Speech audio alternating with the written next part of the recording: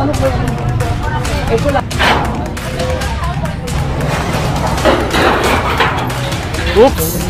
Ano sa barangay na pag-operate kayo? Hindi ko po alam eh.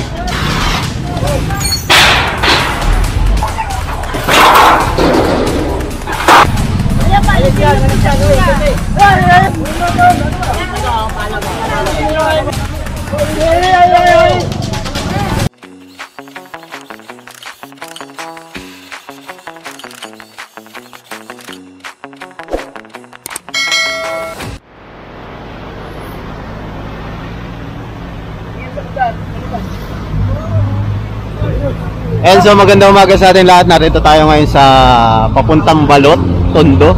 Kakandak tayo ng clearing operation kasama natin ang MTPB Motorcycle Unit. Ayan. Bali, hindi ko alam kung saan yung exact location ng ating pagsasagawa ng clearing operation.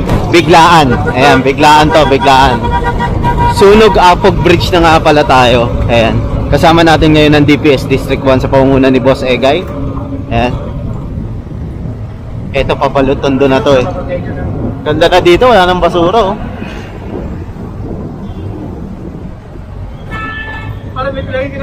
Isang mabilisang clearing operation lang to. Ayan, so pumasok tayo dito sa Barangay 128. Ayan. Kasama natin ang MTPB Motorcycle Unit. Ayan.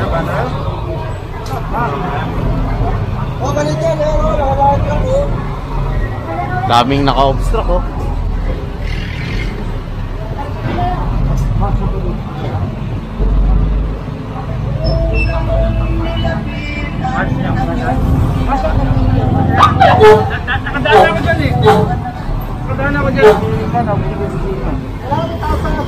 Zone 10, District 1, Manila, Barangay 128. Hernan.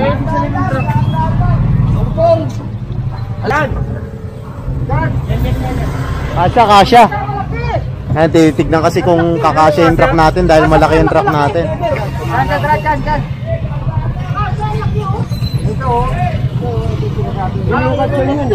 Sukat na sukat.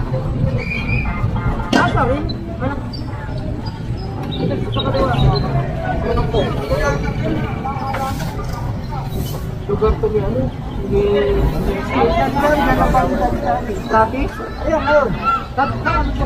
Tinuturo mo eh, amin eh.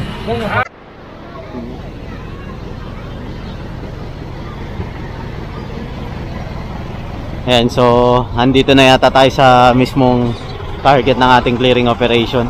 Ayan.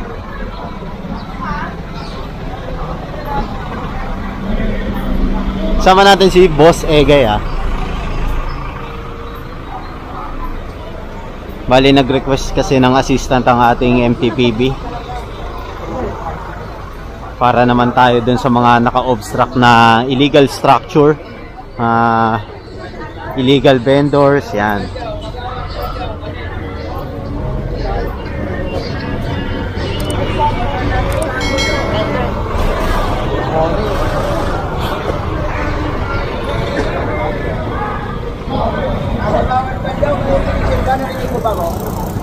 Yan, niraradyoan ni Kuya Tanod si Kagawad.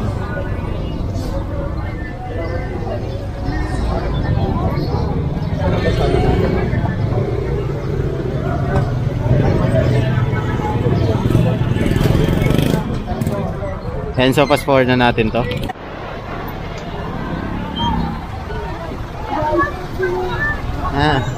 Iaakit na to mga ano, motor.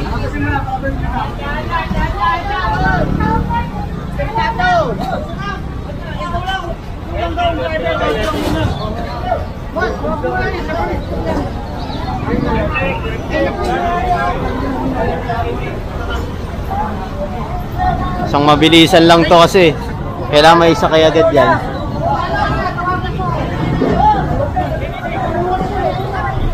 Ito pa isa. Ayan. Boss, dandaanin mo yan. Ano pa naman o? Yung ano eh. Dandaan lang.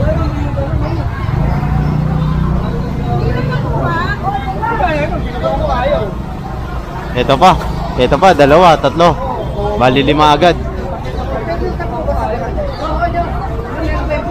Boss, nag-ano kayo sa sa barangay na pag-operate kayo? Hindi ko po alam eh.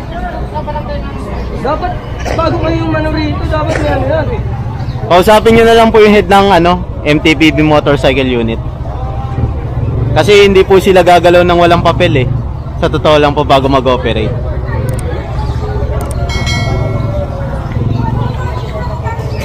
Kung ba, may truck ka ng DPH, hindi naman kahoy dito eh. Operation kasi to kuya eh. Ha? Operation. Operation eh, wala naman kahoy dito eh. Dapat ka kung paano eh.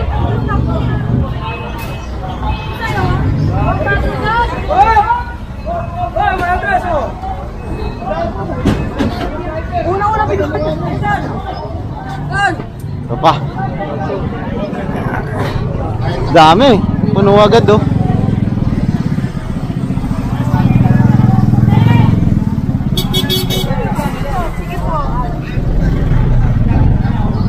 Alis yan, alis yan. Alis yan. Alis yan. Paano ka? Ayan, pinaalis na si kuya ng barangay. Ito si kuya. Kuya John! Eh, paano yung mga to? Kuya, paki naman to. Okay.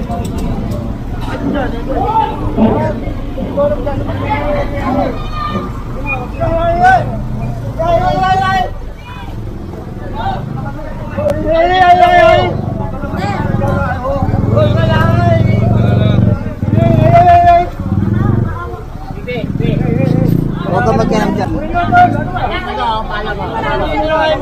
Baba ka na muna. Ayan si kuya kasi nangahawi si kuya eh. Ayan, bali pinapaliwanag sa kanya na merong operation nga dito. Kapag naabutan, naku, walang lisensya. Ayan. So yung iba, isinakay na rin sa mga, eto katulad na itong NMAX, sinakay na rin dyan sa mga towing car natin. Tulad niya, no? Medyo puno na agad yung iba. Kasi napakarami nga naka-obstruct dito.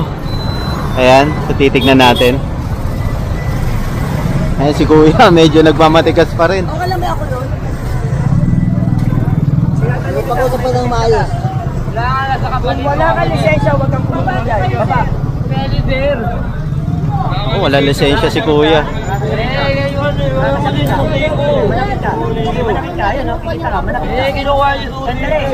Bumaba ka dyan. Nakikipag-usap kami ng maayos. Bumaba ka dyan. Bumaba ka dyan.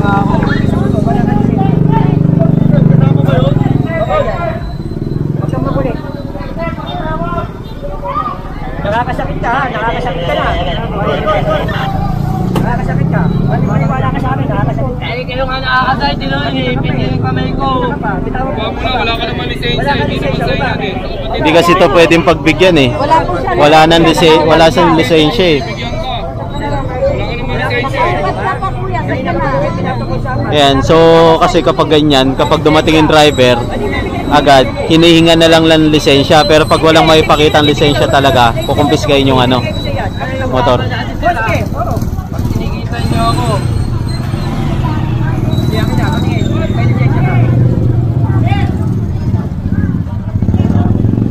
Tao kaming kausap dito, kahit tao ka makipag-usap, hindi mo balik ka. Ayan, binigay yung lisensya ni kuya. Ako kausap ko. Kasi nga ba ko yan? Hindi kakagising ko lang pero hindi ako lasing.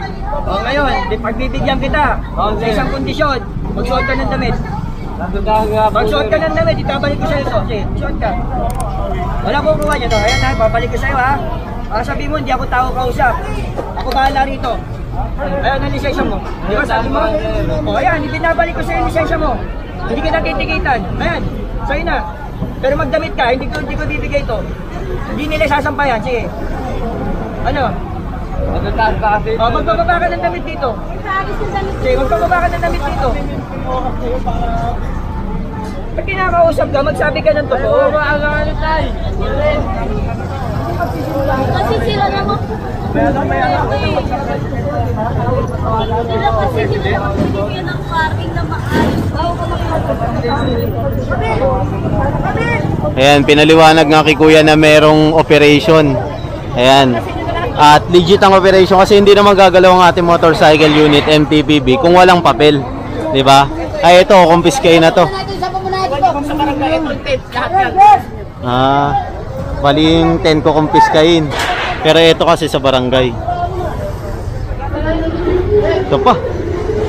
Dami, punuan na yung mga ano natin, compact. Sampahan mo na rin, Ramil, tanggalin mo na kayo kuryente. Ay, Senso, ikaw nakatumira ng kuryente.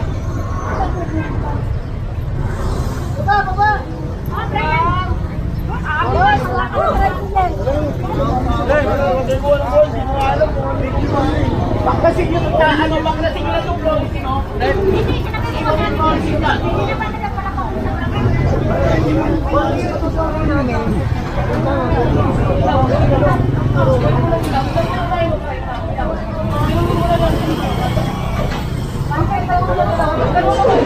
Ito may ilaw pa kasi.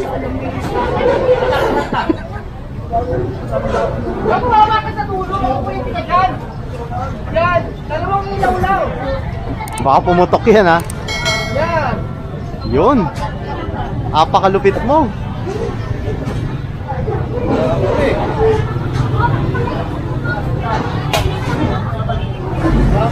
Ha? Ano yun na lang ha? Wala ba tao dyan? Tao yan daw sir.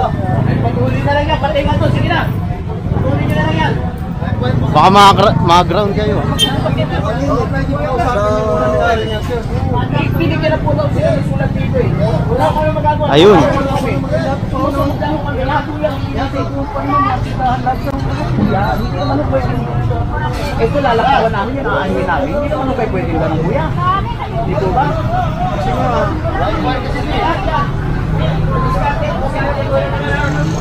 Ayan. So pinaliwanag ni Boss Egay na hindi pwede nga naman laktawan to.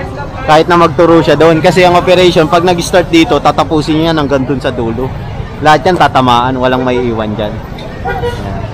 So yung sa barangay kasi, ibibigay sa barangay. Yung mga naka-obstruct lang, nakatulad na itong mga tent, yan ang kukumpiskahin. Kasi kung titignan natin, sinakop nila yung isang buong linya ng kalsada dito sa barangay 128. Ayan, ito na pala yung Smoky Mountain, no? Ayan, sa kabila, Smoky Mountain na to. Ang dami dito, oh. Grabe. Oh. Naka-obstruct.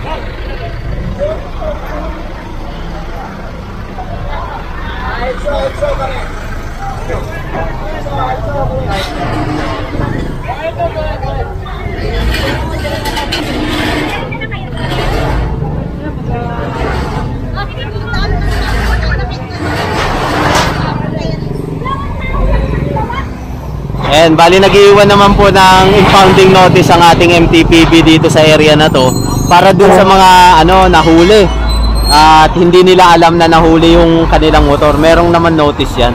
Ayan. Tulad niya, no? Hindi ko na lang kinunan yung mismong information.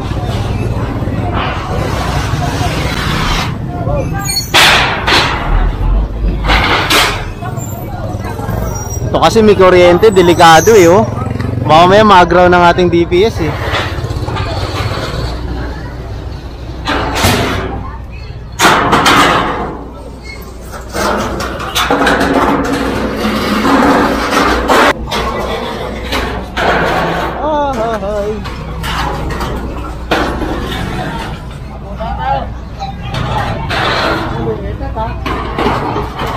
Takang ko po?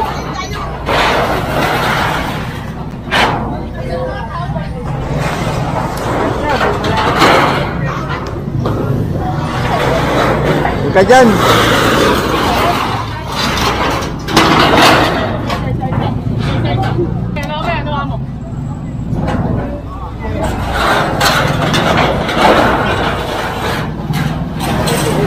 Puro yero. May kuryente. Baka maka-ground eh. Ayan oh.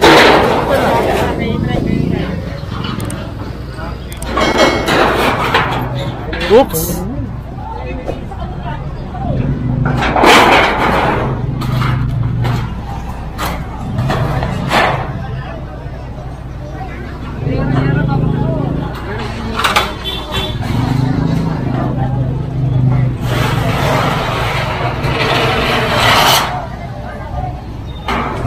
Dami nito. Puro yero.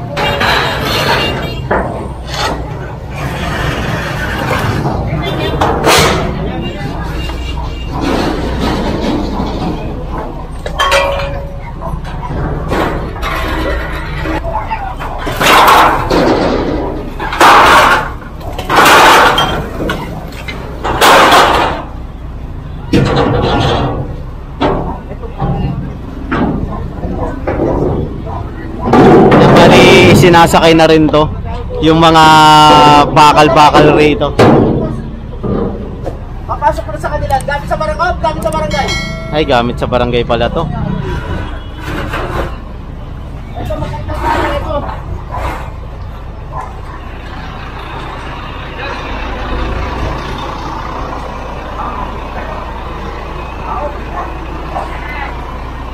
Tara! Kuya, pakilinis lang yung kalat nyo, ha? Sa barangay pala yun. Mga nahuli pala ng barangay. Yun pala yung junk shop sa loob.